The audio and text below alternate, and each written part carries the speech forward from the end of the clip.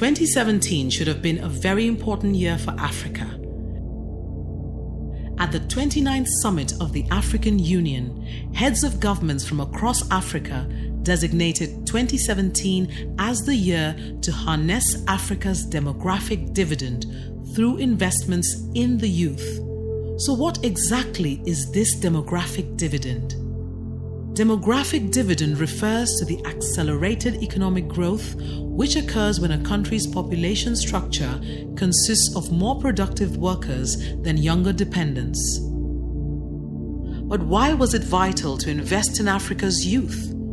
And what is the importance of this so-called demographic dividend? In September of 2018, after the African Union's declaration, the Bill and Melinda Gates Foundation released its annual Goalkeepers report, which focused on the impact of the growth of young populations on the future. According to this report, by 2050, Africa's young population is projected to increase by more than 50%. And by that time, it is projected that 1 in 4 people will be African, and 86% of the global population living in extreme poverty will reside in sub-Saharan Africa. Not only will Africa have the largest number of young people in the world, it will also have the highest number of the most economically deprived young people that the world has ever witnessed. A deprivation which has blighted millions of young Africans, forcing them to live most of their lives without access to quality education, essential healthcare services, and jobs that pay decent wages. A deprivation which for Africa, and indeed most of the Western world, is not a problem for 2050, but is already a full-size problem today. One that bears its face through the restlessness, frustrations, and desperation of young Africans, determined to flee the continent by any and all means available to them, in hopes of a brighter future which lies beyond Africa's borders. Humanitarian concerns grow as African illegal migrants face perilous routes to Europe. Tragic tragedy. African illegal migrants found dead in overcrowded Illegal boats. migration crisis escalates. Record numbers attempt dangerous International journeys community in 2023. grapples with humanitarian crisis at the crossroads of African migration.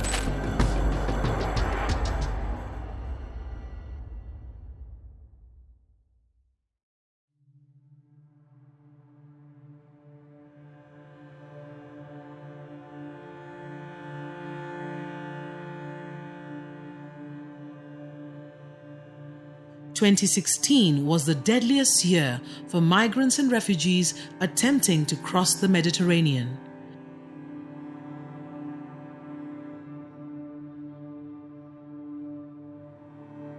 Almost 4,000 drowned as they attempted the deadly passage into Europe. In recent times, it is the Tunisian coastline that has been the center of frequent catastrophes. Between January and July of 2023, at least 900 African migrants and refugees attempting to get to the Italian coastline drowned off the coast of Tunisia.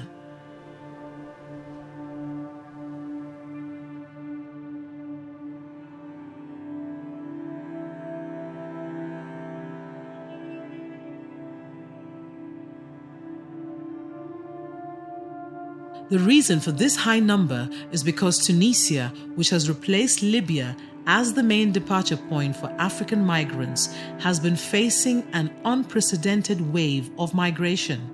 As it is, Libya has become too dangerous even for the most desperate of these migrants. Most of these migrants say they are fleeing poverty and conflict and are willing to embark on this dangerous journey in pursuit of prospects which they are convinced are much more promising than the options which they left behind. So while theirs might be an irregular or illegal channel, many more Africans are migrating from the continent through legal pathways.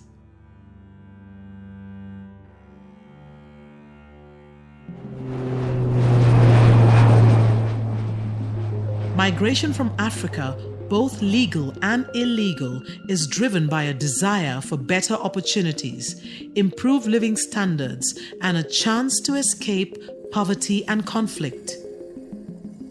Legal migration refers to movement through legal channels such as student visas or work permits.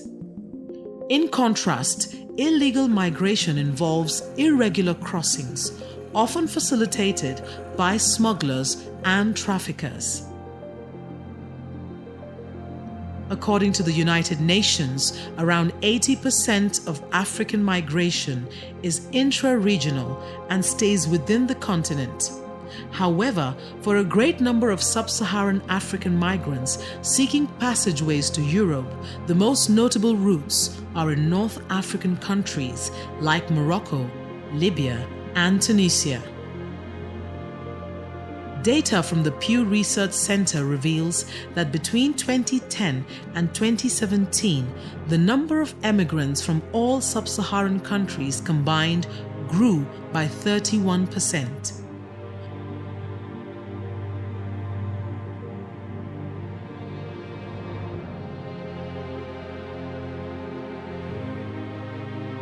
Recent data suggests that as at 2020, the total number of international migrants from sub-Saharan Africa were anywhere between 31 million and 40 million worldwide, distributed mostly across France, the United States, the United Kingdom, Germany, Spain, Italy, and Canada. The most prominent countries of origin include Nigeria, Ethiopia, Ghana, and Kenya.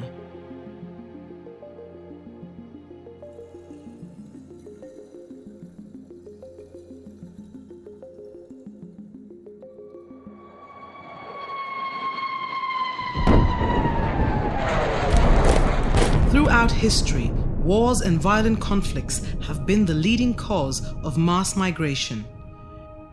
In recent times, the Syria crisis remains one of the largest triggers of human displacement in the world.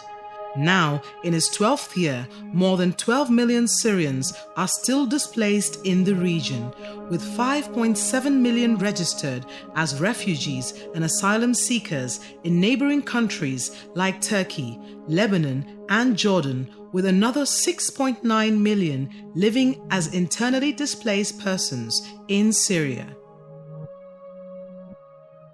More than 50% of Syria's population have been forcibly displaced since the beginning of the crisis. This is the only event which has produced more yearly migrants than those emigrating from sub-Saharan Africa. Sub-Saharan Africa has had its fair share of crises, from Ethiopia to Sudan to Mali to Nigeria. Civil wars, armed conflicts, and insurgency have created massive displacement crises and have been among the most compelling factors for the youth to leave their homelands. Beyond political instability and conflicts, there are other drivers of migration out of the continent. Top on the list include economic factors, population growth, poverty, limited access to quality education, and psychological factors like human rights abuses and the information from the media. Most of these drivers are not mutually exclusive. They have a sort of rub-on effect on one another. Take economic factors, for instance. This is a combination of the result of governance, economic development, high population growth, quality of education, capacity development, job opportunities, and quality of wages. With mounting demographic pressures, limited job opportunities, high unemployment rates, very low wages, many young Africans now look to the West for the promise of higher paying jobs and improved living standards. All these factors are driving the dreams of many young Africans to cross borders in search of a promising future.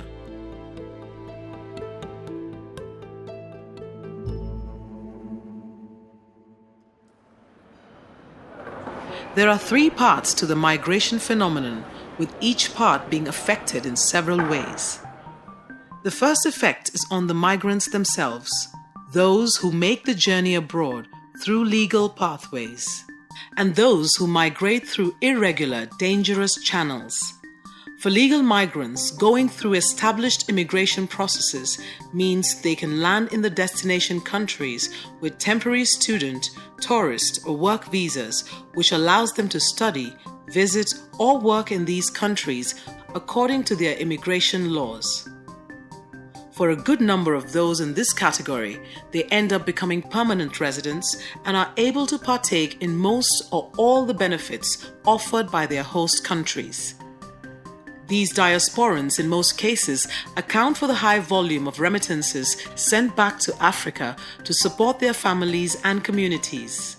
Remittances make up a significant part of the inflows of US dollars into Africa, growing from a mere $22 million in the 70s to over $50 billion in 2022. The flip side to this is that many families and communities become dependent on remittances and become vulnerable to global economic and financial shocks and the financial well-being of the diasporan community. And since many of those migrating legally come from low and middle income countries where the per capita income is between $1,000 and $4,000, the process of emigrating, from visa processing to travel expenses and paying a yearly tuition, for instance, will cost nothing less than $20,000 for the first year, which is 5 to 20 times the per capita income in these countries. So even for those who travel through legal means, they end up leaving behind a family, community, country, and continent that is poorer as a result. In the case of illegal migration, that is migrating without legal authorization, the process involves crossing borders illegally through the sea, through dangerous land borders, and by air. Migrants who choose this option are exposed to various degrees of exploitation, human trafficking, and even death. Sometimes migrants have been the focus of political rows, as was the case in North Africa recently, where racial tensions resulted in some 1,200 black sub-Saharan Africans being forcibly expelled to a desert between Libya and Algeria without access to shelter, food, or water. The migration of young people, or the sheer desire to migrate from the continent, impacts the demographic balance and has a negative impact on the working age population. The obvious area of impact is the effect on the human capacity on the country of origin through a combination of brain drain, loss of skills, labor shortages, reduced entrepreneurship, and the creation of an innovation and technology gap. In most parts of Africa, many skilled workers have joined the ranks of those desperate to migrate. Their potential exit will have a devastating impact on entire communities who need their services. The healthcare sector has experienced the most devastating effects of brain drain, with most health workers leaving Africa for more advanced societies, creating a situation where these countries have a health workforce density of less than 49 workers per 10,000 people.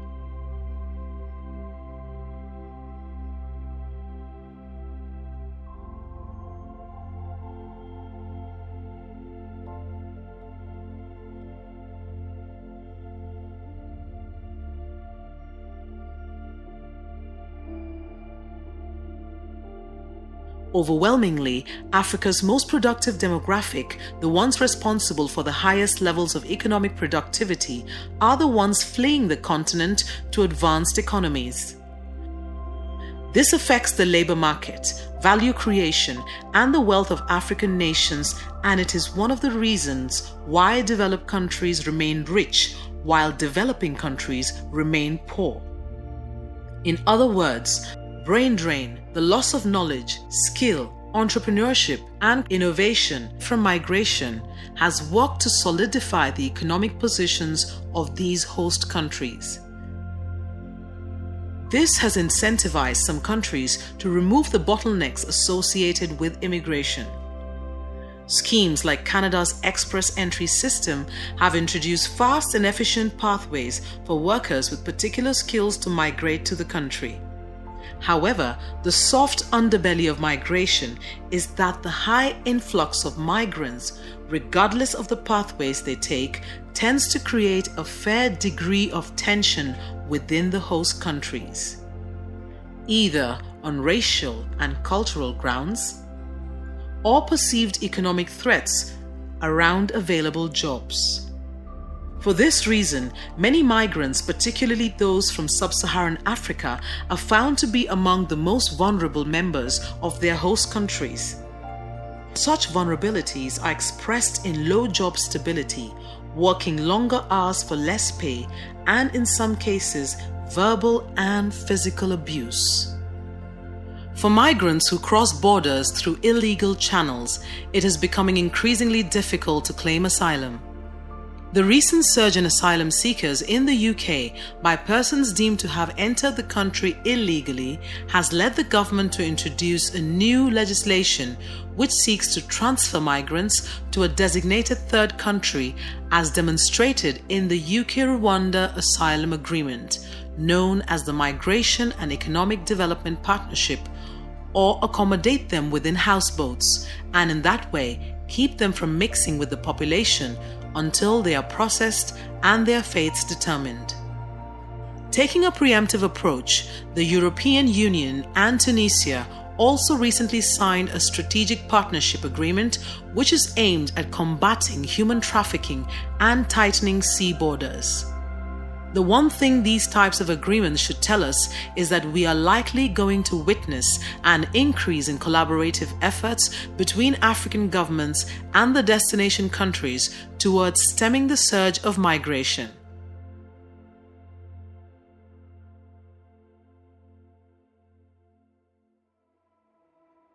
The question that is being asked as Africa's youth population inches closer to the 1 billion mark is whether this development will be Africa's promise or her peril.